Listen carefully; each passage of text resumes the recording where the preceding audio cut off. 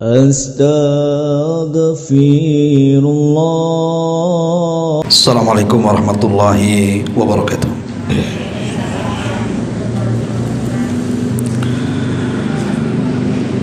Bismillah wassalatu wassalamu ala rasulillah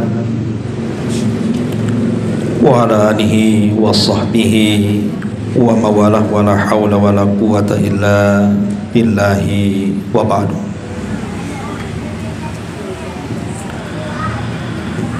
Baik, kita lanjutkan kajian kita, masih membahas kitab Bulughul Maram,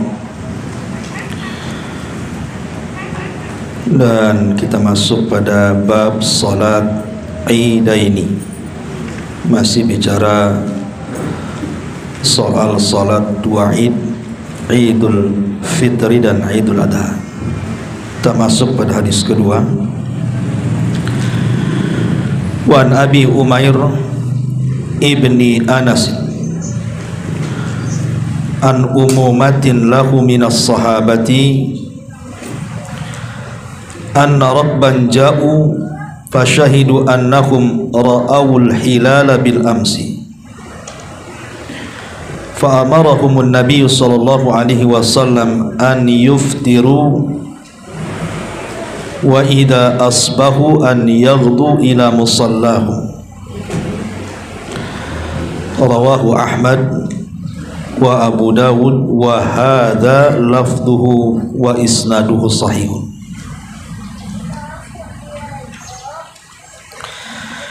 Dari Abi Umair ibn Anas, dari paman-pamannya dari kalangan para sahabat, bahwa ada sekelompok orang yang datang kemudian mereka bersaksi bahwa mereka melihat bulan kemarin, maksudnya hilal, penentuan masuknya Ramadan dan akhir Ramadan. Maka Nabi sallallahu alaihi wasallam memerintahkan mereka untuk berbuka, maksudnya sudah masuk waktu Id.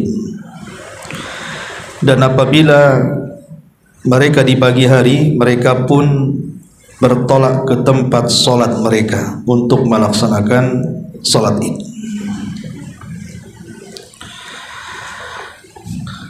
Ma'asyiral muslimat yang dimuliakan Allah subhanahu wa ta'ala, hadis ini bicara soal penentuan awal dan akhir bulan Ramadan, bahwa penentuan awal dan akhir Ramadan itu ditentukan dengan ru'yatul hilal, melihat bulan. Sekarang kita sudah memasuki akhir daripada bulan Sya'ban. Nanti pada tanggal 29 Sya'ban, maka seluruh kaum muslimin satu dunia mereka akan mulai melihat bulan. Kalau pada tanggal 29 Sya'ban bulan itu terlihat, berarti 30 Sya'bannya masuk satu Ramadan. Tapi kalau seandainya tanggal 29 Sya'ban tidak terlihat, berarti Sya'bannya digenapkan 30 hari, baru setelahnya satu Ramadan. Karena penanggalan Hijriyah itu tidak mungkin lewat dari 30. Lain kalau Masehi ada 31-nya. Kalau Hijriyah tidak ada. Kalau tidak tanggal 29, tanggal 30 saja.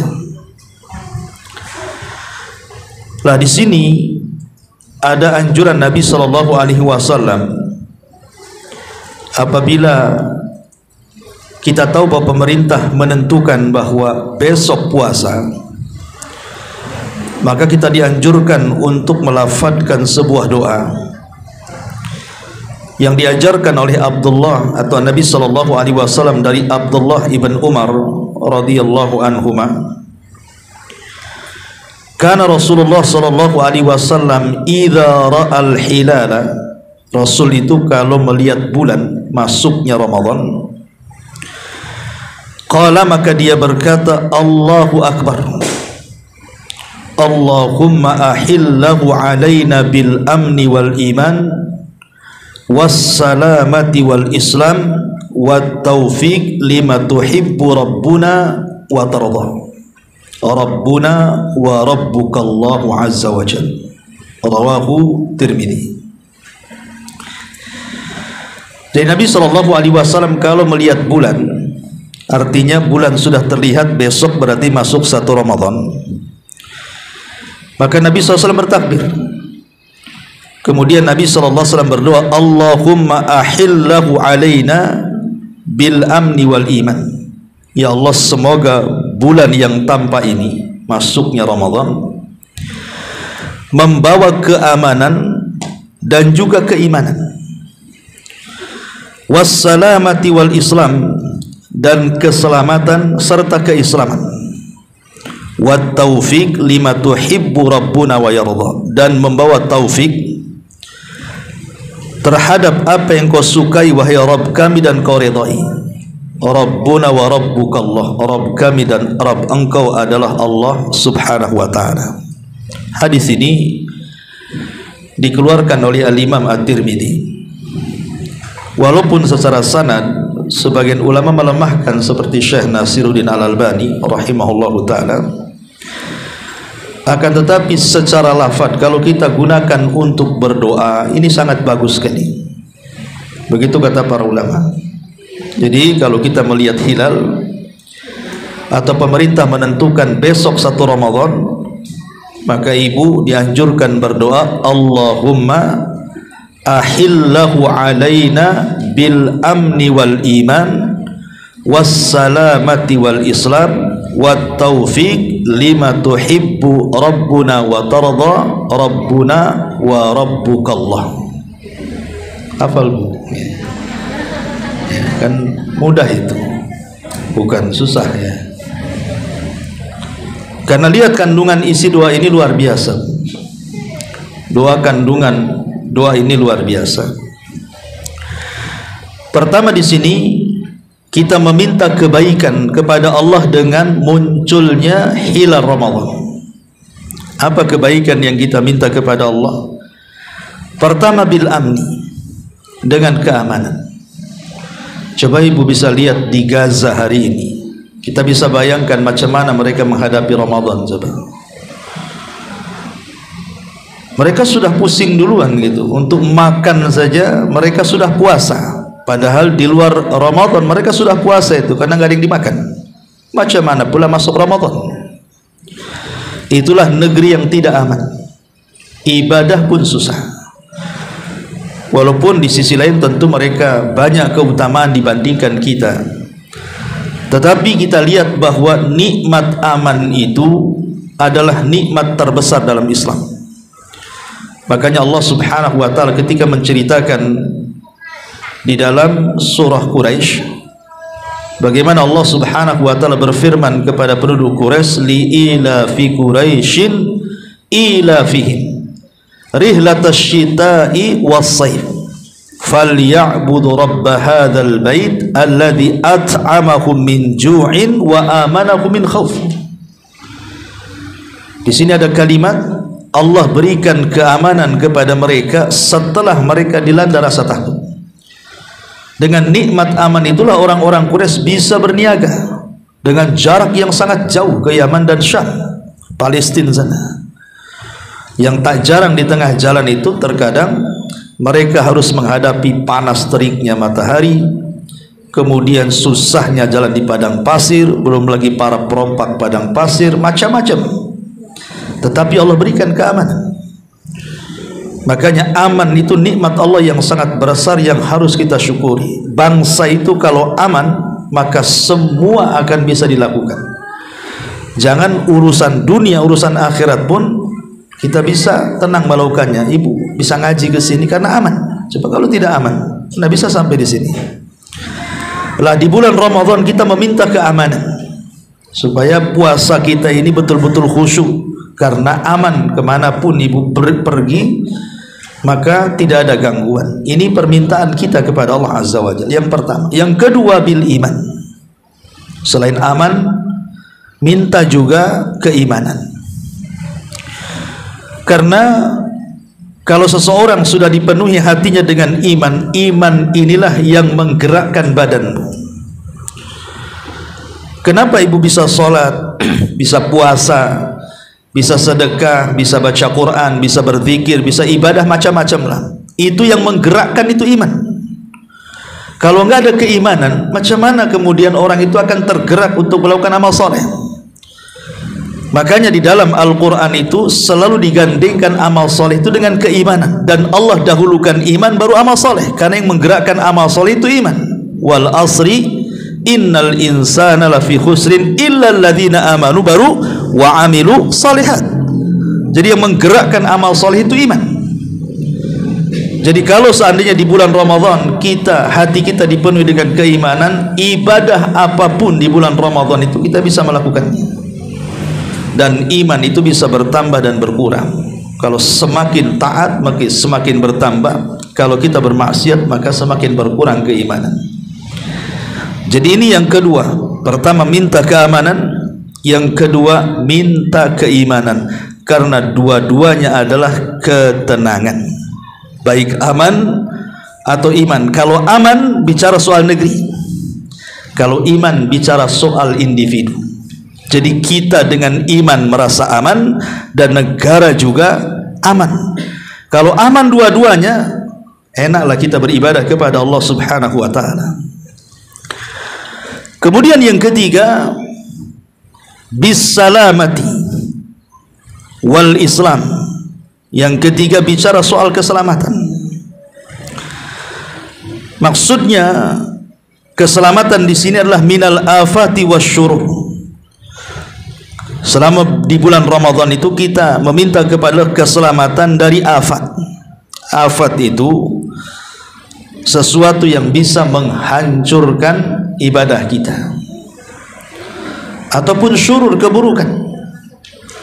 Jangan sampai di bulan Ramadan itu banyak keburukan-keburukan yang menimpa kita sehingga menghalangi ibadah kita. Ya, seperti umpamanya kesehatan, ataupun mungkin masalah-masalah ekonomi, ataupun masalah-masalah rumah tangga, anak-anak, tetangga, dan begitu seterusnya. Jangan sampai datang keburukan kepada kita. Kemudian juga oleh Islam, dan Islam di sini artinya diberikan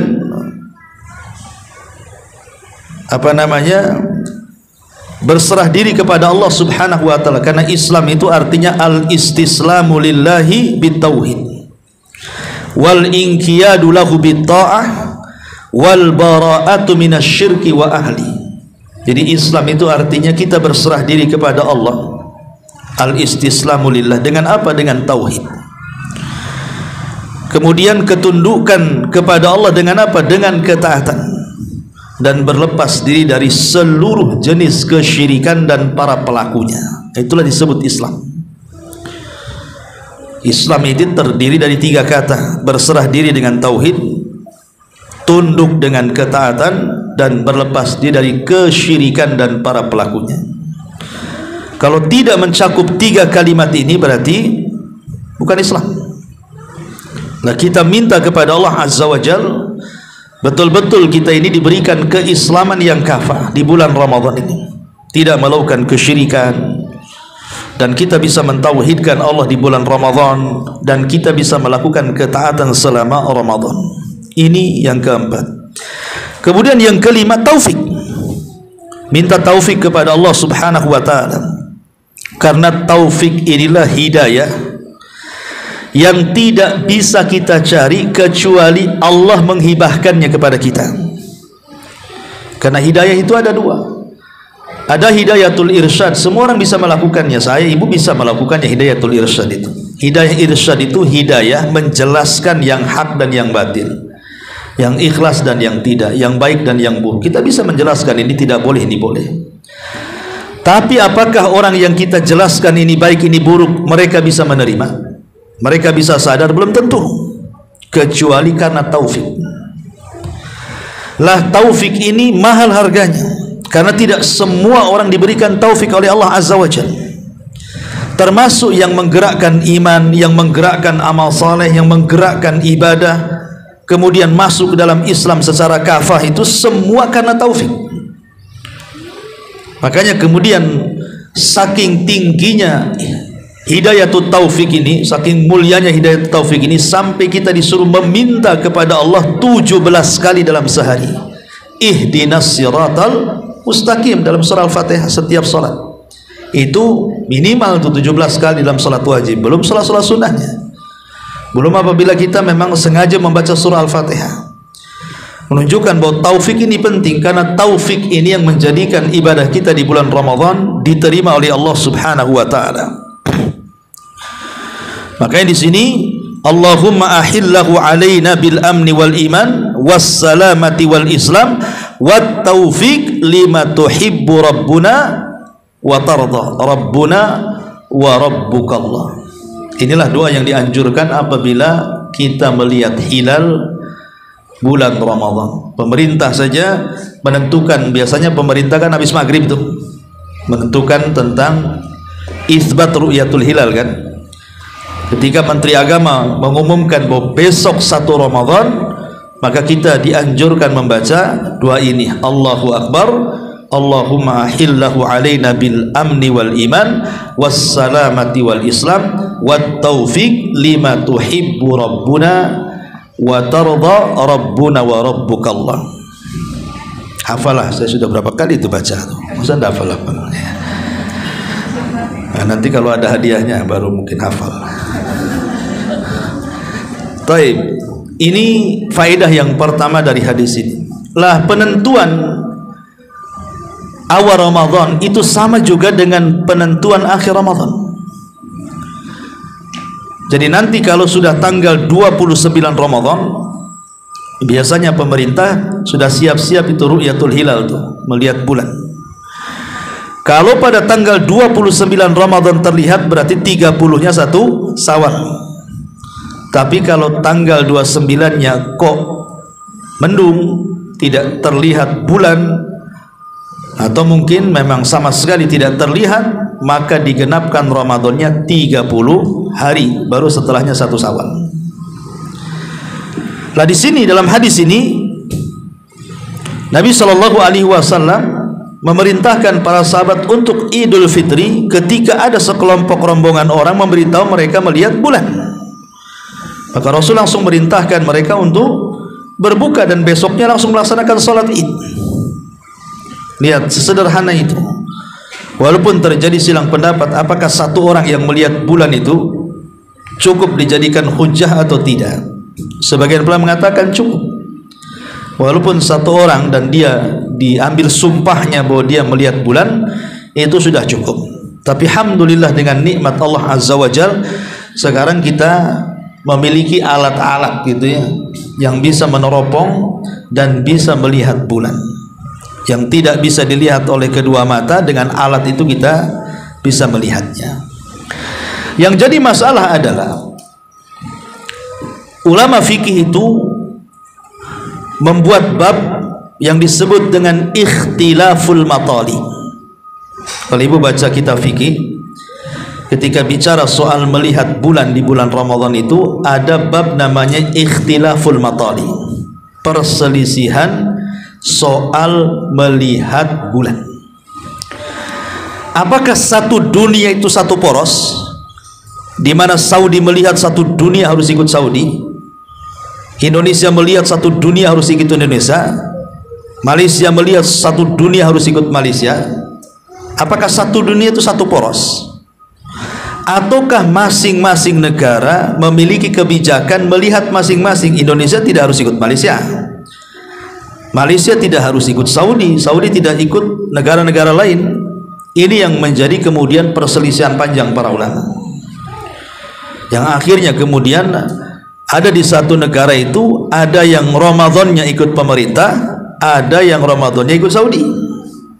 Pokoknya Saudi melihat kami puasa, padahal pemerintah besok mamanya kan, karena digenapkan.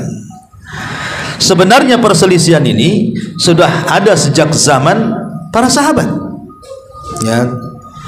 Sehingga perselisihan seperti ini tidak mempengaruhi tentang wahdatul ummah, persatuan umat. Sebab Dari zaman para sahabat sudah ada perselisihan seperti ini. Contoh umpamanya hadis tentang Quraib Ibnul Harith. Jadi satu hari Quraib ini berangkat dari kota Madinah menuju Syam. Sampai di Syam ketika itu bulan Ramadan. Lah di Syam ketika itu yang berkuasa adalah Muawiyah bin Abi Sufyan. Lah orang-orang Syam dalam kekuasaan Muawiyah bin Abi Sufyan pada hari Kamis mereka melihat bulan. Berarti Jumatnya mereka berpuasa. Jadi mereka melihat hari Kamis tanggal 29 Sya'ban, kemudian Jumatnya 1 Ramadan. Maka orang-orang Syam berpuasa di tanggal 30 Sya'ban karena 29-nya terlihat. Mereka mengganjilkan. Kemudian di pertengahan bulan Quraib ini pulang dari Syam ke kota Madinah. Di kota Madinah berjumpa dengan Abdullah ibnu Abbas radhiyallahu anhuma. Abdullah ibn Abbas bertanya ya kepada Quraib ini, hari apa di Syam itu berpuasa? Maka Quraib kemudian menjelaskan hari Jumat. Kata Abdullah bin Abbas, adapun kami di kota Madinah hari Sabtu. Berarti kan berselisih itu. Di Syam puasa hari Jumat, sementara di Madinah puasanya hari Sabtu. Jadi Quraib ini menyanggah perkataan Abdullah bin Abbas dan mengatakan, tidak cukupkah dengan melihatnya Muawiyah kepada bulan? Artinya kenapa kalian tidak ikut Syam? Tetapi Ibnu Abbas radhiyallahu anhuma mengatakan, hakadha kama amarana Nabi sallallahu alaihi wasallam. Begitulah apa yang diajarkan Nabi kepada kami ketika kami tidak melihat bulan maka kami genapkan. Sehingga Sya'bannya 30 hari sampai Jumat, baru Sabtunya 1 Ramadan. Berarti di sini ada perselisihan. Syam puasa hari Jumat dan Madinah puasa hari Sabtu. Jadi sejak zaman para sahabat kan sudah ada tuh perselisihan, ikhtilaful matali namanya. Lah yang seperti ini sebenarnya ketika membahas oleh para ulama, kenapa sampai seperti ini? Bukankah hadis Nabi SAW tegas-tegas mengatakan, sumu li ru'yatihi waftiru li ru'yatihi, puasalah apabila melihat bulan dan berbukalah, maksudnya beridlah ketika melihat bulan. Ini kan umum. Berpuasalah kalau kalian melihat bulan, artinya dimanapun melihat bulan maka barat, timur, utara dan selatan harus mengikut kepada yang melihat bulan. Kan jelas hadisnya. Ataupun beridul fitrilah apabila melihat bulan, artinya tidak disebutkan kalimat masing-masing negara kan. Yang penting negara mana melihat puasa. Lah dari sini para ulama mengatakan bahwa hadis yang mengatakan puasalah karena melihat bulan ini ada dua kemungkinan makna. Makna yang pertama seperti tadi pemahamannya, bahwa satu dunia satu poros. Ketika satu negara melihat, semua negara ikut kepada yang melihat. Tapi ada juga memahami bahwa maksudnya puasalah karena melihat bulan itu dikembalikan kepada negara yang melihatnya berdasarkan hadis Quraib tadi, bahwa masing-masing negara itu punya kebijakan melihat sendiri-sendiri tanpa mengikut negara yang lain. Ya, Indonesia punya kebijakan melihat sendiri, tidak harus melihat Malaysia, Brunei atau negara-negara Islam yang lainnya. Jadi ini masalah perselisihan para ulama soal ikhtilaful matali. Jadi tidak aneh kalau seandainya kok ada orang ikut Saudi, boleh jadi dalilnya sama masalahnya. Itu juga dalilnya, cuman pemahaman yang berbeda. Yang jadi masalah itu mereka berpuasa duluan, tidak ikut pemerintah, ya tidak ikut negara yang melihat. Nah, itu yang jadi masalah. Tuh lihat apa tuh? Karena di negara kita ini kadang-kadang duluan dia puasanya, atau belakangan puasanya. Pemerintah sudah puasa, Saudi sudah puasa, dia belum. Atau dia puasa duluan, pemerintah belum, Saudi pun belum. Yang mengganjilkan belum puasa, yang menggenapkan belum puasa, dia puasa duluan tuh. Setelah saya baca-baca, rupanya mereka melihat pasang surut air katanya. Oh, bukan melihat bulan rupanya, melihat pasang surut air katanya. Kemudian juga ada masalah di negeri kita ini kan, ada beberapa organisasi ormas gitu ya, yang mereka menentukan penentuan Ramadan itu dengan hisab, bukan dengan melihat ya. Maka ini juga dibahas oleh para ulama tentang hukum penggunaan hisab ini. Karena bicara soal hisab ini, tidak ada dalil yang menunjukkan penentuan masuknya Ramadan itu atau masuknya Idul Fitri itu dengan hisab. Karena hisab ini kadang-kadang Ramadan beberapa tahun ke depan itu sudah ditentukan tuh. Sudah ada kan tanggalnya, sudah bisa ditentukan. Masyarul muslimat yang dimuliakan Allah Subhanahu wa taala, kita tahu bahwa Allah Subhanahu wa taala kan sudah menjadikan banyak tanda-tanda kuasa seperti adanya matahari dan bulan itu kan untuk menentukan waktu. Seperti namanya matahari menentukan waktu-waktu sholat. Dengan melihat matahari kan kita lihat masuknya waktu sholat atau tenggelamnya. Lah begitu juga Allah Subhanahu wa taala jadikan bulan pun untuk menentukan masuknya tanggal 1 dalam sebuah bulan, termasuk Ramadan. Lah Nabi SAW dengan tegas dalam hadisnya, berpuasalah karena melihat, bukan karena hisab. Ya. Dari sini kita tahu patokan kita itu bukan hisab tetapi ru'yah, melihat. Kalau hisab itu hanya dijadikan untuk membantu ru'yah, tidak ada masalah. Umpamanya menurut hitungan hisab tanggal Ramadan tahun ini mungkin jatuh di satu Ramadannya diganjilkan karena dipastikan 29 bulan terlihat. Lah kita tidak boleh kemudian menentukan dengan hisab saja, tetapi kita harus juga melihat, menentukan, karena hisab ini bisa meleset, bisa pas. Namanya hisab, perhitungan. Kadang-kadang dalam hisab itu 29 terlihat, ketika betul-betul dilihat dengan alat rupanya tidak terlihat. Ya, sekian derajat tidak bisa dilihat umpamanya, sehingga tidak bisa dijadikan acuan hisab ini. Yang dijadikan acuan adalah kembali kepada hadis Nabi SAW, tetap bahwa kita harus melihat. Dan alhamdulillah di negara kita ini masih menggunakan sistem ru'yah, alhamdulillah. Ya, bahkan di beberapa tempat itu sudah ada mercusuar kan untuk melihat bulan kan gitu ya. Artinya masih mengikuti anjuran Nabi SAW dan para sahabat, karena Quran sendiri mengatakan faman syahida minkumus syahra falyasum.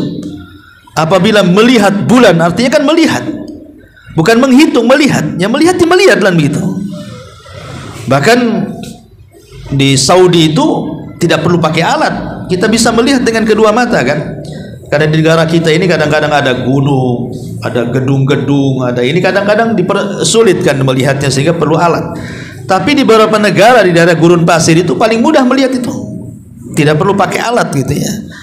Ya, artinya Islam itu sebenarnya tidak mempersulit orang, karena kalau ilmu falak ini tidak semua orang bisa, mereka harus belajar. Ya, kalau tidak belajar mana paham ilmu falak kita. Ya, tetapi kalau melihat ini orang awam pun bisa melihat. Siapapun yang punya mata dan tidak buta bisa melihat. Itu ya maksudnya. Nah, Islam ini agama mudah. Nah, sekarang kalau umpamanya ada orang hidup di gurun pasir, mereka tidak paham hisab, gimana cara menentukannya? Makanya Islam itu agama mudah, cukup dengan melihat saja kita sudah bisa menentukan besok Ramadan atau tidak. Maka disebutkan bahkan oleh sebagian lajnah daimah mengeluarkan fatwa masalah ini, bahwa penentuan hisab, penentuan melihat besok Ramadan atau tidak itu adalah dengan sistem ru'yah, bukan dengan sistem hisab. Taib itu seputar ikhtilaf al-matali.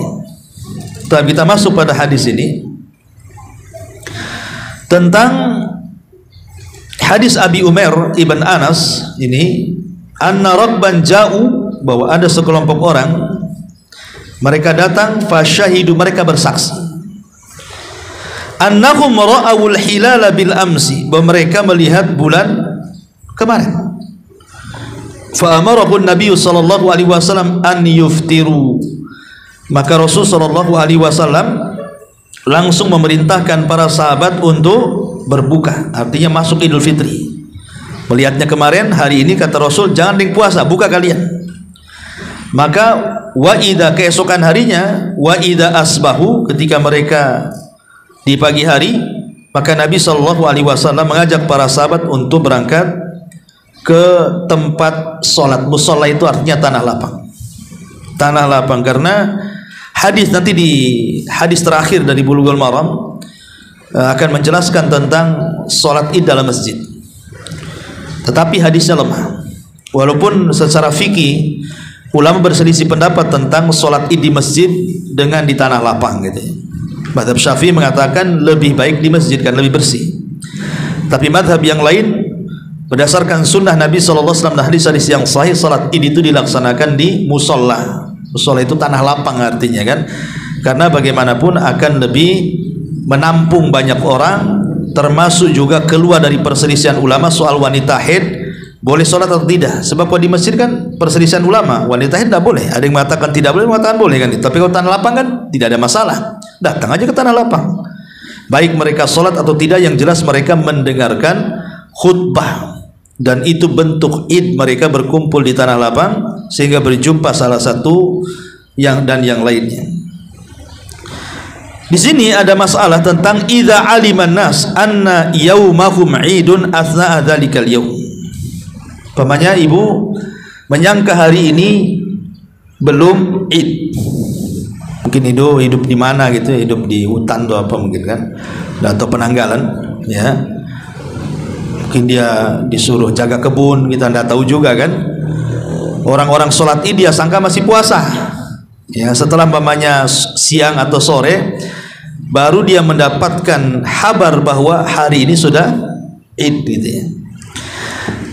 Maka disebutkan di sini oleh Al-Hafidz Ibnu Rajab Al-Hambali rahimahullahu taala, wa amma idza lam yu'lam bil idi illa fi athna'in nahar.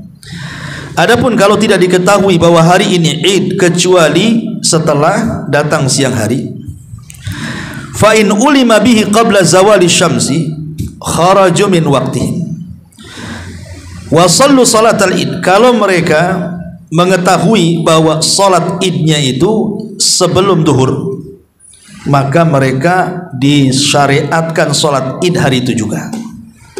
Pamannya tahunya sebelum duhur, jam 10 tahu, atau jam 11, pokoknya sebelum duhur lah, sebelum matahari itu zawal ke arah barat gitu ya, tergelincir ke arah barat.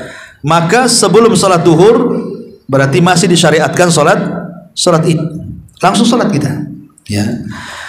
Tetapi wa in syahidu ba'da zawal fi athna'in nahar, tetapi kalau mengetahuinya setelah duhur bahwa hari ini adalah hari id, faqala aktsarul ulama, maka kebanyakan para ulama berpendapat yakhrujuna minal ghad lis salati, nunggu esok lagi, besok namanya kan ini sudah duhur, artinya waktu ini sudah habis, berarti kapan sholatnya? Besok lagi ya, besok pagi baru kita melaksanakan sholat id.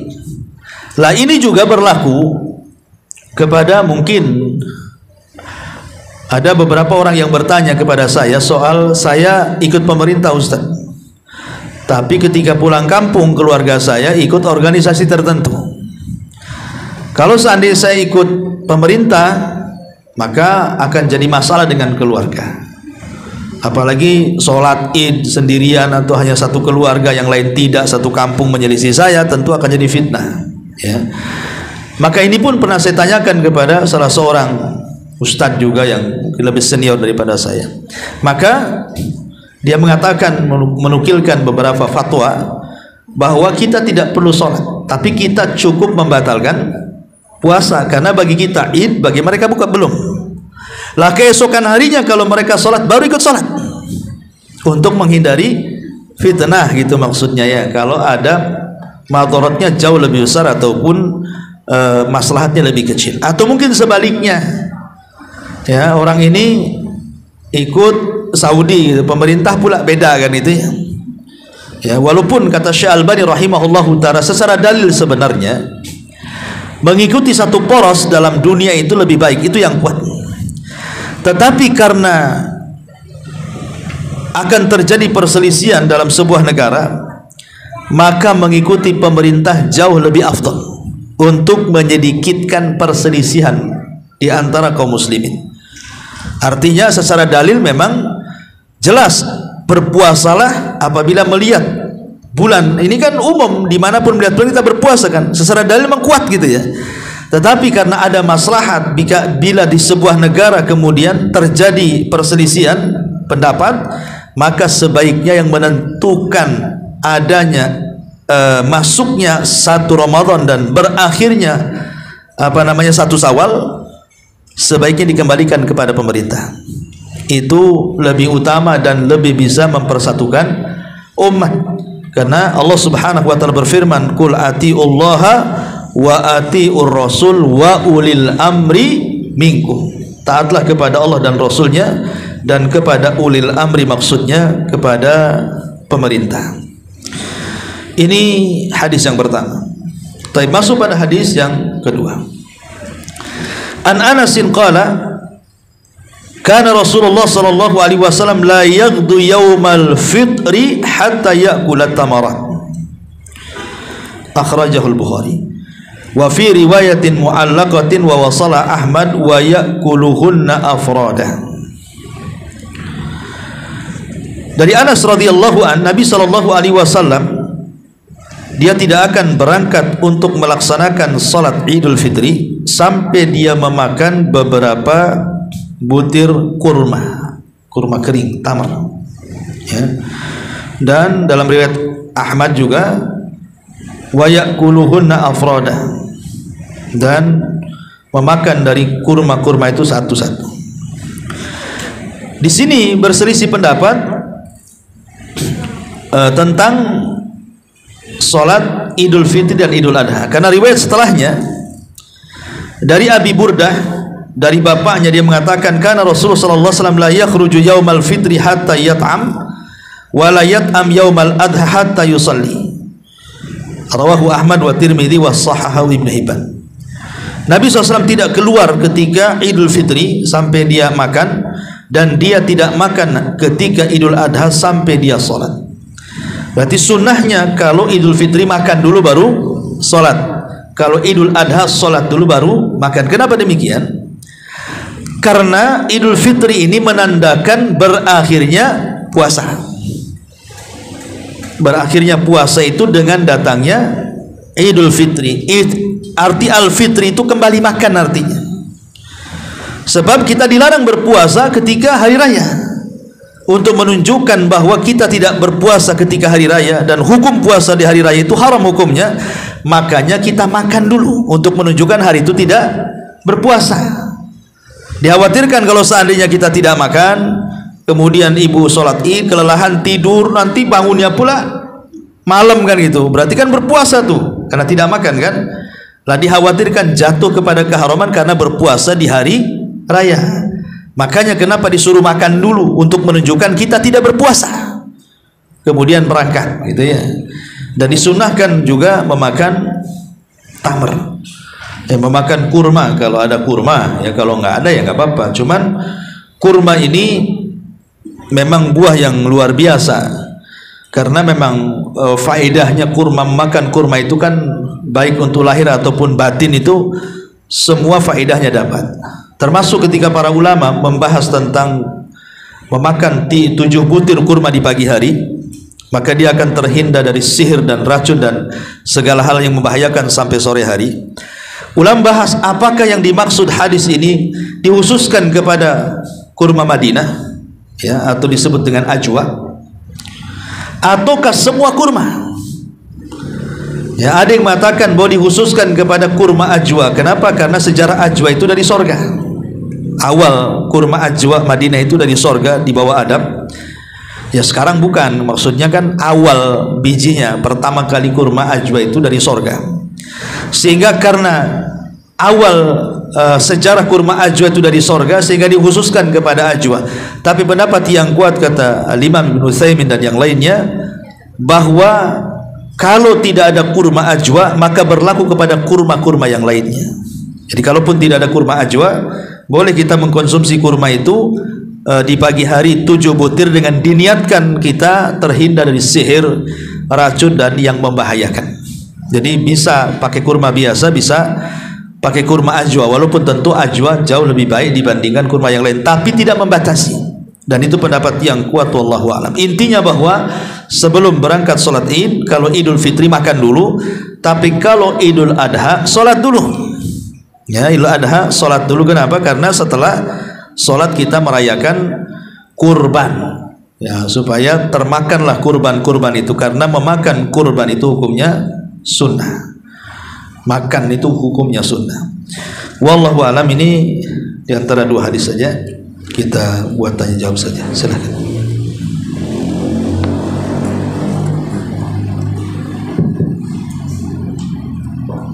Assalamualaikum warahmatullahi wabarakatuh. Waalaikumsalam. Ustaz, ada tersebar video yaitu yang disampaikan oleh Ustaz Badrul Salam, di mana beliau mengatakan ini terkait dengan maksudnya subuh Ustaz. Jadi di dalam video tersebut beliau mengatakan bahwa azan subuh di negara kita itu lebih cepat 20 menit. Nah, bagaimana kita yang baru belajar ini, apakah mengikuti apa yang beliau sarankan atau bagaimana? Ini sebenarnya sudah lama. Isu seperti ini sudah lama sekali digulirkan. Ketika ada salah seorang ustadz kita dari Malang, kalau tidak salah itu udah puluhan tahun yang silam, ya, dia punya majalah, itu melakukan penelitian di Indonesia. Kalau ini isu yang sekarang ini kan ini hanya mengungkit isu lama saja sebenarnya. Ini udah lama isunya. Rupanya untuk waktu sholat subuh di negeri kita di beberapa daerah itu lebih cepat dibandingkan waktu yang memang seharusnya masuknya waktu subuh atau terbitnya fajar shadiq. Ya. Sehingga kasus ini menjadi polemik. Ya, waktu itu rame ya di tengah-tengah kita, baik waktu itu saya masih thalabatul ilmi juga, sampai sekarang ya thalabatul ilmi, artinya awal-awal modok kan itu ya rame gitu ya. Termasuk juga menjadi perbincangan di halayak orang ramai tentang seperti ini. Tapi saya mendapatkan waktu itu juga ada yang bertanya kepada salah satu masyayikh tentang masalah ini, ya. Dia memberikan dua pendapat. Kalau seandainya kemudian, karena waktu itu terjadi fitnah. Saya masih ingat waktu itu saya ada di Madura, masih di pesantren Tahfidz Imam Syafi'i, masih menghafal Quran di Madura itu. Jadi ada satu masjid itu, jadi orang kampung ya mereka biasa sholat sesuai dengan jadwal pemerintah. Nah, jadi selang 20 menit setelahnya datanglah ikhwan-ikhwan sholat lagi. Akhirnya kemudian menjadi geramlah warga situ, sampai bertengkar, sampai akhirnya mereka warga situ kalau habis sholat subuh langsung di pagarnya langsung dikunci supaya gelombang kedua jangan masuk karena buat fitnah. Sampai kelahi gara-gara masalah dalam satu masjid dua gelombang sholat gitu ya, yang satu ikut jadwal pemerintah, yang satu ikut penelitian tadi. Sehingga akhirnya, dan ini bukan di satu tempat, di beberapa tempat saja. Jadi waktu itu saya coba bertanya juga kepada senior dan juga ke beberapa masyayikh, ya kan. Maka ada yang bijak yang menjawab bahwa sebaiknya ikut pemerintah, karena yang menentukan waktu-waktu itu pemerintah. Kalau mereka salah, dosa ditanggung mereka. Kita tidak akan menanggung dosanya. Tapi kalau mereka benar, mereka dapat pahala, kita juga dapat pahala. Dan saya cenderung dengan fatwa ini, karena bagaimanapun yang menentukan, yang berhak menentukan waktu-waktu sholat dan aturan-aturan Islam di negara kita kan pemerintah.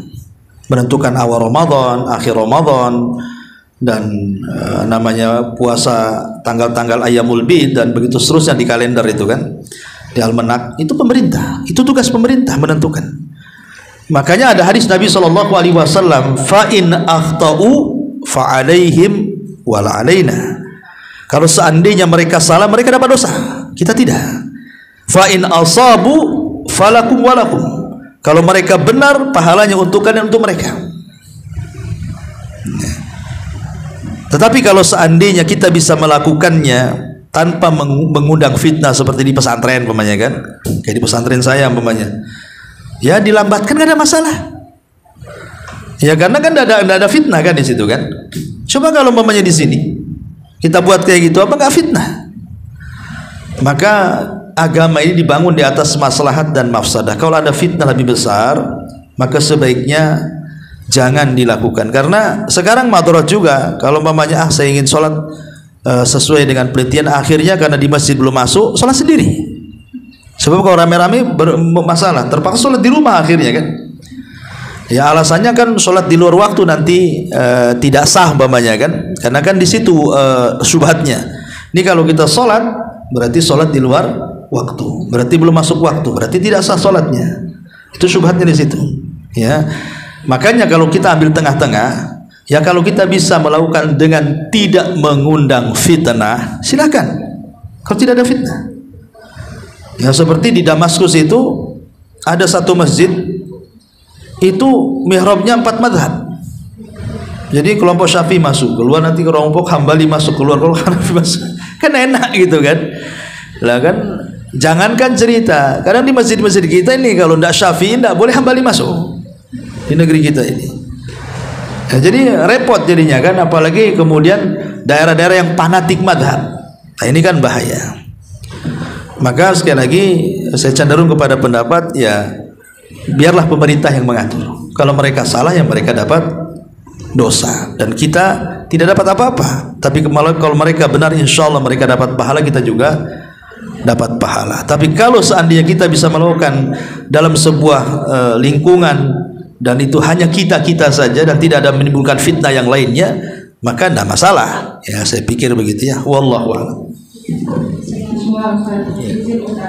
Kalau tahun lalu itu ada perbedaan untuk Idul Fitri antara pemerintah sama Muhammadiyah. Nah kebetulan di tempat saya tinggal di kampung saya Ustaz, sebagian besar tuh ada pengikut Muhammadiyah. Jadi mereka itu sholat duluan di masjid mereka, termasuk adik saya Ustaz laki-laki.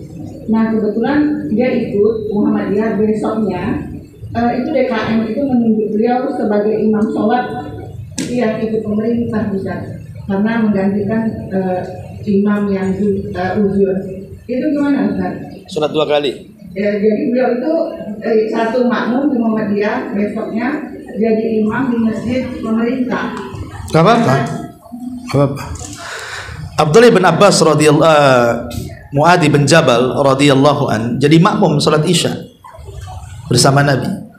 Pulang jadikan imam di kaumnya karena belum salat Isya. Jadi yang pertama dianggap wajib, yang kedua dianggap sedekah. Tidak ada masalah. Ya.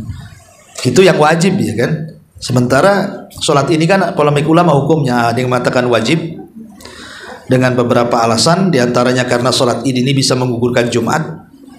Kalau hari Jumat paginya Id, siangnya Jumat, maka Jumatnya gugur. Kembali ke sholat duhur kecuali imam dan khatib. Ya, karena takut ada yang sholat Jumat kan, masa pas ke masjid nggak ada imam dan khatibnya. Tapi bagi yang lainnya menjadi gugur, boleh duhur saja. Tidak mungkin menggugurkan sebuah kewajiban kalau bukan wajib, karena tidak mungkin sunnah menggugurkan yang wajib. Yang kedua, dalil yang mengatakan sholat id wajib karena Rasul merintahkan semua orang keluar, sampai wanita pingitan pun suruh keluar. Suruh keluar. Tidak boleh ada yang di rumah. Kalau sunnah saja ngapain? Suruh keluar kan gitu ya. Ya sudahlah bapak-bapak aja keluar atau yang wanita-wanita suci. Tapi ini semua keluar, yang haid pun disuruh keluar. Menunjukkan sholat itu wajib. Tapi ada yang mengatakan tidak, sholat yang wajib itu 5 waktu, selain itu sunnah. Itu soal polemik lah, masalah wajib dan tidaknya hukum salat itu kan. Yang jelas dia mengatakan wajib, ada yang mengatakan tidak. Yang wajib saja bisa salat kan, bisa salat 2 kali seperti Mu'adz bin Jabal, atau ketika Nabi SAW sedang salat, selepas salat ada yang masbuk, kemudian Rasul mengatakan kepada yang sudah salat bersamanya, man yatasaddaq bihadzal rajul, siapa yang ingin bersedekah dengan orang ini, maksudnya suruh salat lagi, nemani dia biar jamaah gitu maksudnya. Ini kan salat 2 kali juga, ya tidak ada masalah sebenarnya. Ya mungkin yang satu menggugurkan kewajiban, yang lain hanya sedekah saja hukumnya. Atau ketika hadis Nabi SAW yang mengatakan ada 2 orang menunggu Rasul di teras masjid. Kemudian Rasul keluar dari masjid, bertanya kenapa kalian tidak ikut sholat? Kata 2 orang ini, kami sudah sholat di rumah. Kata Nabi SAW, sholatlah bersama kami maka kalian dapat sedekah. Dan dua kali sholat juga kan? Ya artinya karena ada sebuah hajat di situ, bukan karena disengajakan. Sholat duhur 2 kali tidak boleh kalau ini kan karena ada hajat, pas ke masjid orang sholat, kita sudah sholat aja ya. Dan yang kedua ini jadi sedekah gitu. Wallahu a'lam. Bismillah, Assalamualaikum Ustaz. Waalaikumsalam. Izin bertanya Ya. mengenai awal puasa Ramadan juga. Gini Ustaz, misalnya kan kita tinggal di Batam, kita mulai puasanya ikut pemerintah. Terus kita mau dekat hari raya kita pulang ke kampung. Terus di sana itu orang mulai puasanya lebih dulu 1 hari dari kita di Batam. Nah setelah sampai di kampung kita kan orang semua situ hari rayanya duluan dari pemerintah 1 hari. Jadi kita berarti puasanya kalau ikut dia hari raya di sana, puasanya kita 28 hari jadinya. Itu gimana sebaiknya Ustaz? Apa kita ikut hari raya di sana? Ikut pemerintah. Ibu nanti kurang 1. Ikut pemerintah. Iya. Nah, jadi walaupun orang itu semua udah hari raya. Kalau ibu takut fitnah, ikut sholat saja. Tapi ibu puasa. Karena ibu belum id. Oh, jadi kita tetap puasa aja. Iya, tetap puasa. Kalau ibu dengan tidak sholat menjadi fitnah. Iya. Tapi kalau nggak sholat jadi fitnah nggak masalah, biarinlah mereka. Nah, kita besoknya sholat, cari yang ikut pemerintah, sholat di mana ikut pemerintah. Atau kalau nggak ada sholat sendiri. Berarti kita sholatnya ikut sholat ilmiahnya sholat hari raya 2 kali gitu ya? Iya, kalau ibu takut fitnah, maksudnya kalau nggak ikut sholat nanti ibu bisa di macam-macamin di situ kan. Ya udah ikut sholat, pura-pura ikut sholat saja. Ya. Padahal ibu sedang berpuasa. Tapi kalau nggak ada fitnah ya nggak ikut sholat kan, ibu belum selesai, masih 28 hari. Nanti kalau ibu ikut Idul Fitri, enak di ibu tuh, belum dipendekkan itu waktunya kan. Nah, kalau bisa nggak usah, karena awalnya ikut pemerintah, dan itu yang benar, ikut pemerintah. Ya, karena ada juga punya jawaban orang itu, kita ikut aja hari raya sama orang itu, nanti besoknya kita puasa. Nggak bisa. Ibu namanya sengaja membatalkan puasa, dosa besar. Kalau tanggal 28 mereka lebaran, ibu ikut buka, berarti ibu sengaja membuka puasa di bulan Ramadan. Itu dosa besar, nggak boleh. Maka ibu puasa saja. Kalaupun sholat ya sholat aja karena takut fitnah saja. Tapi kalau tidak takut fitnah nggak usah sholat, nunggu besok. Kalau memang di daerah ibu nggak ada yang sholat, sholat sendiri di rumah kan nggak apa-apa sholat id. Nggak ada masalah dengan kaifiyah sholat id. Iya gitu solusinya, wallahu a'lam. Wah, iya.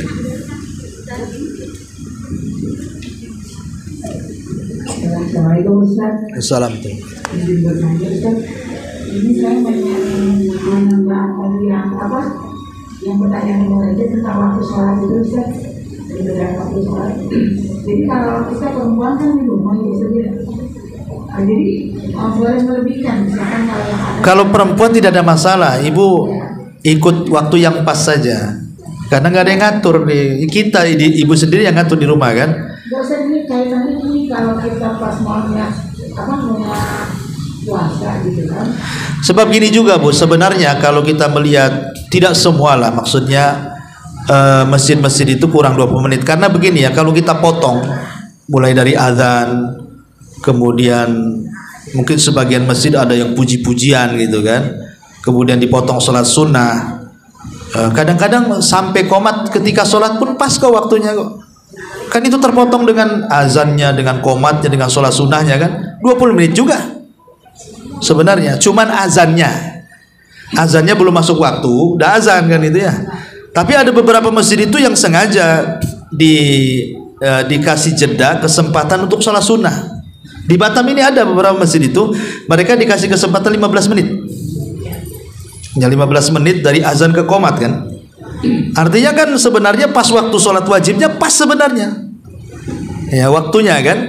Tapi ada di beberapa masjid itu habis aja langsung qomat. Nah, itu yang kadang-kadang kan kurang waktunya.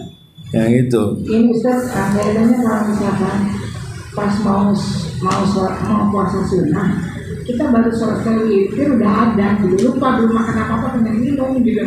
Berarti buat masih boleh ya Ustaz ya? Apanya? Misalkan pas kita selesai witir ada gitu ya, terdengar ada. Ibu lupa sahur? Saya pengen minum apa-apa gitu kan. Terus saya boleh minum gitu. Nggak boleh kalau sudah azan. Katanya tadi kan ada di Indonesia lebih cepat. Oh gitu, maksudnya ibu mau dikiaskan ke masalah waktu. Iya. Ya enggak apa-apa kalau ibu yakin bahwa belum masuk waktu. Kalau ibu yakin belum masuk waktu, nah sekarang ibu itu menentukan waktu masuk atau tidak itu macam mana caranya? Itu sekarang ada yang mengatakan kurang 20 menit. Itu kan kembali kepada jam nantinya. Belum 20 menit. Padahal bukan itu penentuan waktu subuh, itu melihat fajar shadiq. Lah kita juga harus sebenarnya harus belajar juga lah, memang kita ini melihat matahari kapan waktu zuhur itu dengan bancret biasanya. Dulu saya pernah belajar. Jadi ada bancret itu semacam tiang kira-kira 1 meter ya. Nanti pas zuhur itu kita lihat bayangan di situ. Ini kalau sudah zawal tergelincir ke arah barat 1 tombak, dia masuk waktu zuhur. Itu dengan tiang saja. Nanti kalau nanti sudah asar, ketika bayangan 2 kali lipat daripada tiangnya, udah masuk asar kan itu ya. Itu ada supaya kalau orang tidak paham, dan orang-orang dulu saya masih ingat di desa-desa itu, mereka tidak pernah pakai lihat jam. Maka lihat bayangan rumahnya saja udah tahu duhur katanya. Nah, ini duhur, ini asar nih. Karena kan 2 kali lipat bayangan daripada bendanya gitu kan. Udah tahu orang dulu tuh, orang sekarang nggak paham itu. Karena sudah terbiasa jam. Orang dulu tahu fajar shadiq, ini udah masuk waktu. Kalau ibu bisa menentukan seperti itu nggak apa-apa. Nah, sekarang kan kita belum tahu, karena untuk menentukan itu yang paling mudah ya ikut jadwal pemerintah kan, yang paling mudah, lebih berhati-hati gitu maksudnya. Nah, itu masalahnya. Ya ikhtiyat, kehati-hatian maksudnya. Karena kita tidak bisa menentukan dengan melihat apakah masuk atau tidak. Kalau hanya sekedar umpamanya ada beberapa ustadz berfatwa kurang 20 menit. Ini patokannya macam mana? 20 menit. Apakah dengan jam ataukah dengan melihat? Nah, itu masalah kan kita yang nggak tahu ilmunya susah juga membedakan fajar shadiq dengan fajar kadhib itu. Gimana caranya? Kalau orang nggak tahu ilmunya. Ini belum nih, masih fajar kadhib ini, belum fajar shadiq. Enak nih kalau ada ilmunya. Loh kalau nggak ada ilmunya, kadang-kadang tidak bisa bedakan mana kadhib mana shadiq kan gitu ya. Ya terpaksa lah akhirnya ikut dikira-kira gitu ya. Ya ikut jadwal yang ada saja, atau ikut jadwal pemerintah, itu lebih hati-hati. Kalau salah pemerintah, dia yang dapat dosa. Nah, selesai. Ya kalau mereka benar ya dua-duanya dapat pahala, kita dan mereka. Saya kira itu lebih hati-hati seperti itu. Makanya kalau ibu sudah tahu ini mau puasa, jangan sholat dulu, sahur dulu, minum dulu baru sholat. Ya, karena sahur itu keberkahan. Rasul mengatakan tasahharu fa inna fi sahurikum barakah. Sahurlah kalian karena dimakan sahur ada berkah. Sebenarnya sahur itu tidak mempengaruhi ibadah puasa. Ibu tidak sahur, puasa sah-sah saja. Cuman melemahkan puasa jadinya kan. Mempengaruhi itu maksudnya mempengaruhi puasanya. Akhirnya yang harusnya tenaganya kuat jadi tidak kuat. Jadi mempengaruhi ibadahnya. Kalau sah dan tidaknya sah saja. Kalau ibu nahan lapar, nahan dahaga, nahan syahwat sampai maghrib ya sah, tidak ada masalah. Cuman ibu meninggalkan sunnah, meninggalkan sunnah sahur ya. Karena bukan penentu puasa itu ditentukan sah dengan sahur, tidak. Sahur itu keberkahan supaya kita puasanya lebih fit lagi, lebih bisa melakukan ibadah selain daripada hanya puasa saja. Makanya kenapa dulu para sahabat itu seperti Anas bin Malik radhiyallahu anhu bertanya kepada Zaid bin Thabit, wahai Zaid, kau kan pernah bersahur bersama Nabi. Jarak sahurnya Nabi dengan azan subuh itu berapa jaraknya? Kata Zaid bin Thabit, qadra khamsina ayat. Seperti engkau membaca 50 ayat. 50 ayat ya sekitar 20 menit menjelang azan kan. Kenapa kemudian didekatkan ke waktu subuh? Supaya siangnya tidak lapar. Yang kedua, supaya puasanya tepat waktu. Sebab kalau sahurnya jam 2, nanti ibu puasa jam 3, berarti nambah jam namanya. Nanti siang udah lapar karena puasanya nambah jam. Tapi kalau seandainya umpamanya sahurnya mendekati subuh, ya kira-kira 10 menit atau 5 menit azan gitu ya, berhenti, itu kan tepat waktu puasanya sehingga tidak lapar siangnya. Yang lebih parah lagi, ketika buka dia makan banyak, akhirnya ketika sahur malas dia bangun karena sudah kenyang kan. Dia tidak paham bahwa nanti jam 12 siang baru terasa cacingnya tuh. Ya karena sahurnya sama dengan bukanya kan gitu. Makanya kan memadorotkan ibadah puasanya jadinya. Tetap sahur walaupun kata Rasul hanya seteguk air, tetap. Karena biasanya kita lebih bisa menahan lapar dibandingkan menahan haus. Lapar kita bisa tahan, tapi haus kadang-kadang susah kita tahan. Makanya walaupun seteguk air sahurlah, supaya kita bisa beribadah puasa. Wallahu a'lam. Iya, iya Om. Dalam adab hari raya kan ada silaturahmi. Kalau di kampung mungkin memang banyak kan keluarga kita berkunjung, mungkin memang banyak waktu itu kan sama keluarga. Tapi kalau kita dirantau, apa kita kalau pada dirantaukan, nah misalnya kita kan kembali ke tetangga, nah ada yang contohkan oleh rumah itu tetangga dan berbagai. Iya, kebiasaan para sahabat, mereka saling berziarah dan saling mendoakan. Itu yang paling inti ketika hari raya itu, saling mendoakan. Apa yang didoakan supaya amal kita selama Ramadan diterima Allah. Taqabbalallahu minna wa minkum. Jawabannya sama, taqabbalallahu minna wa minkum. Ini kebiasaan sahabat. Jadi kebiasaan sahabat kalau datang Idul Fitri, maka mereka saling berziarah satu dengan yang lainnya, kemudian saling mendoakan. Mendoakan supaya amal saya dan kamu di bulan Ramadan diterima. Nanti dia pun jawabannya sama, supaya semoga amal saya dan kamu juga sama-sama diterima. Itu yang paling benar. Ya, kadang-kadang doa ini tak dibaca, lafaz lain pula yang dibaca, minal aidin wal faizin.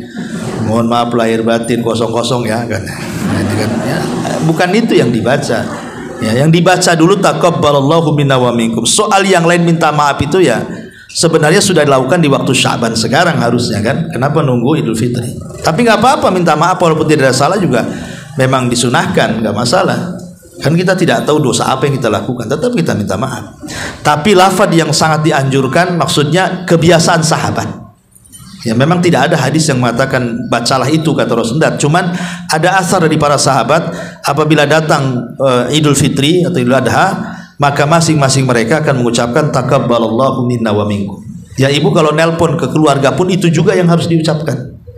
Baik, umpamanya ibu nelpon ke keluarga, itu yang pertama, nelpon ke ibu, nelpon ke saudara, nelpon ke kerabat yang ada di kampung, itu yang pertama diucapkan sebelum yang lainnya. Ya, doa saling mendoakan gitu ya. Asal lepas itu ya terserah untuk minta maaf, apa itu terserah. Yang penting itu dulu, mendoakan dulu satu dengan yang lainnya tentang diterima ibadah kita dan dia di bulan Ramadan. Wallahu a'lam.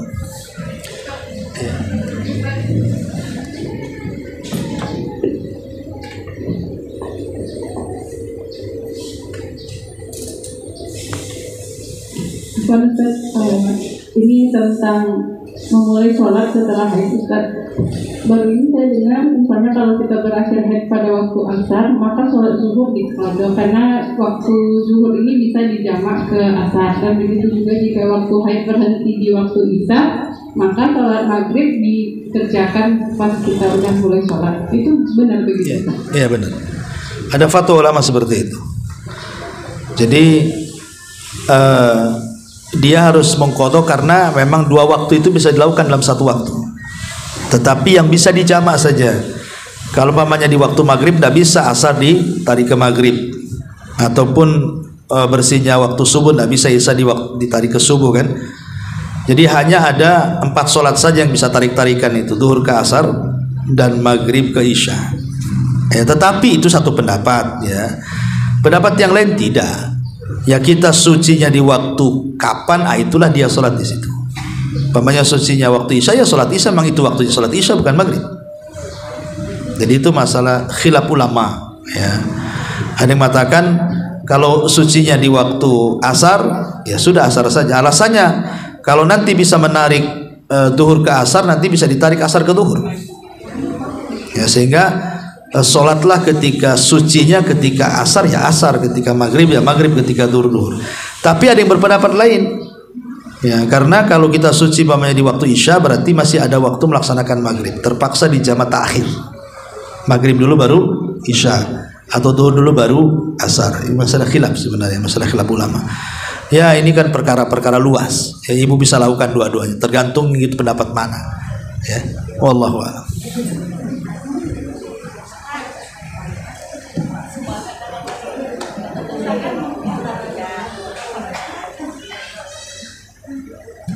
dengar Bu? Coba pakai mic.